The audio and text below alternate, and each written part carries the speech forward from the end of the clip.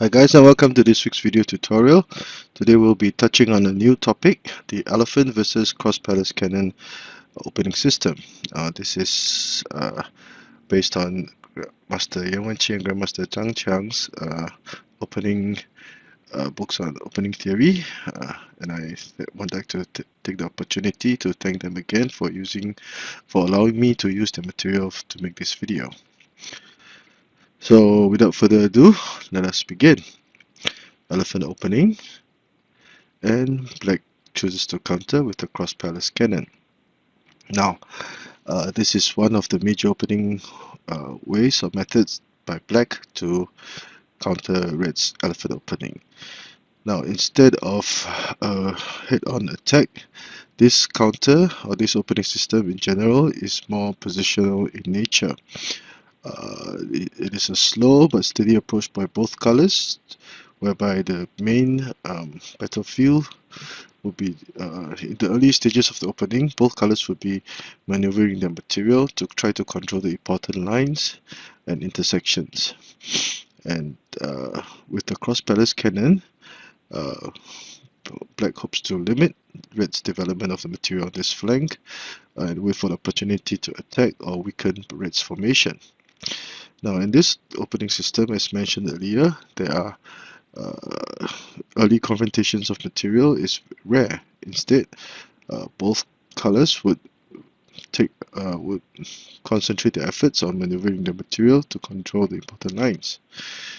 This is especially favored by players with a strong mid-game or very strong calculative abilities.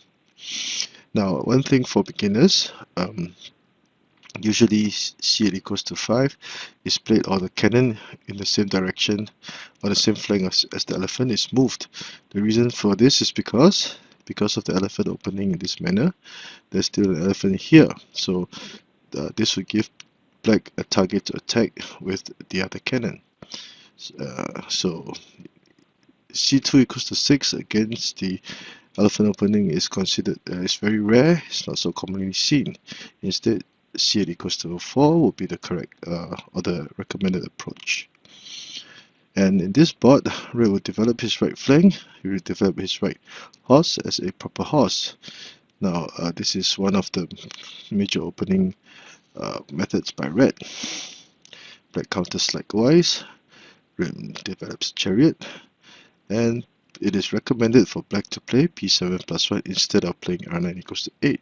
The reason for this being that if r9 equals to 8 were played, red would be more than happy to immediately form a blockade, thus limiting this the movement of these two pieces. And if black made this move, red would be more than happy to block the horse, threaten the elephant, and force a trade of chariot this early in the game. Red would have the initiative, and black would find it very hard to develop his left horse. Now instead, by pushing p7 plus 1, red would not only limit the development of this horse, he would also have the opportunity or keep the option of developing his left chariot as a ranked chariot open. c2 equals to 1. Since black does not play a foul chariot, red goes for the 3-step tiger. And black would usually develop his material on the right flank. Now, this is a very vigilant move. Black cannot afford to let his guard down. And this would also be the position of discussion for this board. There are two main variations. One will be p7 plus 1. The other will be h8 plus 9.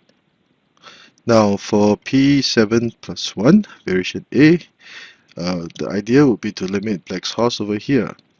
Now, in the cross palace cannon, one of its congenital weaknesses is that material on this flank can become very congested very easily. So the ability for black to develop material on this flank will be key to success. Now p7 plus 1 will be red's attempt at attacking the horse and prevent it from happening. Black would immediately play c2 equals to 1. This will give the chariot an open line for development. Trading cannons so early in the game will not be a good idea. After the trade, red will fortify his material. Black will try to compress the space, but red will not have nothing to fear. He will simply play r8 +1, threatening to capture the cannon and trade material. Also, he could also play c1 -1, whereby now the cannon would be prepared to play c equals to 7 to offer a trade of chariots, and black would be placed in dilemma, and red would have the initiative at this point in hand. After the trade, the red's cannon would now have been concentrated on attacking this flank, so red would have the initiative. And in this spot, red decides to play c equals to 7 as a direct attack on black's horse. Now, h8 plus 7 will not be a good idea because black will immediately play r1 equals to 2 and then compress the space that red can develop his material. So red will find it hard to develop his material in this situation, and he'll fall behind. So that is why our h8 plus 7 is not as good as c equals to 7 at this point in time. Black consolidates his defense. Red develops the horse as an edge horse. Black develops the foul chariot, preventing red from developing it as a foul chariot. But red will only want to trade material. Now, black had already concentrated 1, 2, 3, 4 pieces, targeting this flank over here.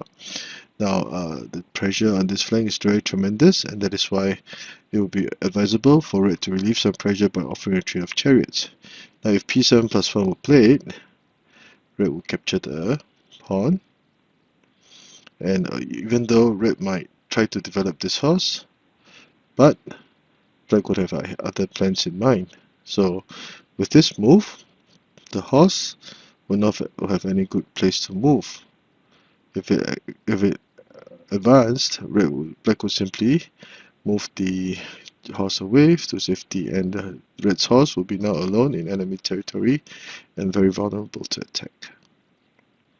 Red will not have any countermeasures for black's impending counterattack. R9 equals to 8. After trading material, as can be seen, black's build-up of material on this flank would have now been nullified by red's trade of chariots. And both colors will continue developing material. The chariot would now, black will still try to focus his attack on his flank. And at this point in time, although the situation is steadfast, black's formation is very well coordinated. p3 plus 1 is a very powerful option to develop the horse, etc. Black can be very confident about his prospects in this game. Now to variation B. Instead of p7 plus 1, red will play h8 plus 9 to develop the horse as an edge horse, and black would play p3 plus 1. This would appear to be normal, but the authors have suggested that it was a very impetuous or very rash move. Instead, e3 plus 5 to consolidate the defense would be better. And because p3 plus 1 was played, red will play c8 equals to 6 so that the black horse cannot move here, otherwise black would lose his cannon. So usually black would develop his chariot to the external rib foul.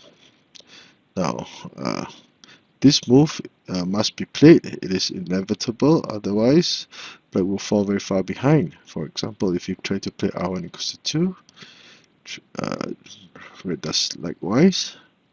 Black tries to form a blockade, p7 plus 1, and after sacrificing the pawn, red will move his other chariot to attack, and red would have the advantage because the pawn would not have any good place to move except to advance. But there's always r2 equals to 7 to attack the horse and the pawn at the same time. So red would have the advantage. h3 plus 2. Notice that by the 7th file, neither color would have advanced any piece across the river. Black offers a trade of material, red accepts, and he would steal a pawn in the process. Now, black would retreat his cannon to strengthen his riverbank. Now this is a very astute counter because with c2 -1, the cannon can now move to several places on the board. And if black played 2 nonchalantly with h8+7, red would retreat his cannon to the cross riverbank rank and suddenly place a lot of pressure on black's riverbank rank. Red could push p3+1, offering a trade of material to capture the horse. Black would be placed in an embarrassing situation. So after c2 -1, red does his plan, but he will now double down his efforts on this file. Red immediately develops his chariot. Black consolidates his defenses. Red attacks the horse. Black consolidates his defense even more. a4+5, pawn goes to 4, and p9+1. Red would have an easier time ahead in this situation. So a quick review of this board from the eyes of black.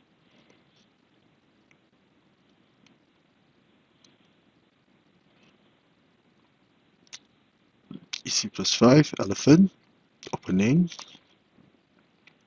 Left cross palace cannon, usually the cannon on the same side as the elephant, where which elephant has moved, is advised. h2+3, the main topic of this board of discussion. h8+7, r1 equals to 2, r1 equals to 2, p2 equals to 1 to give the red chariot an open line for development.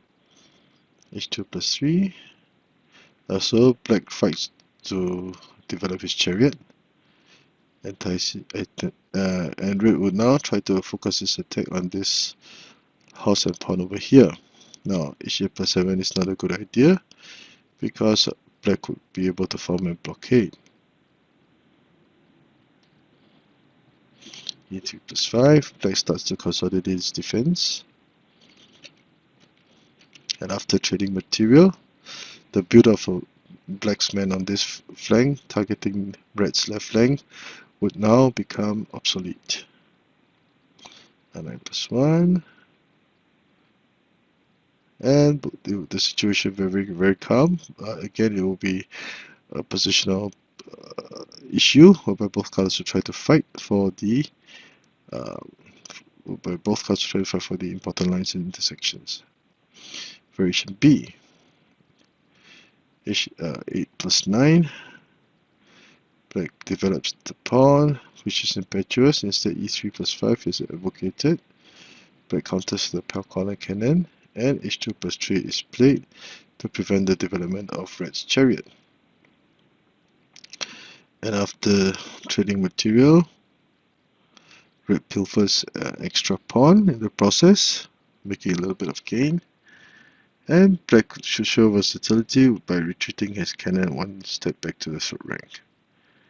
And after a few more moves,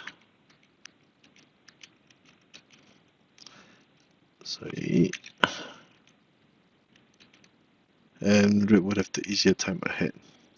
So I hope you've enjoyed this short video. If you like the work I've been doing, please do subscribe to my channel and give me a thumbs up. Thank you.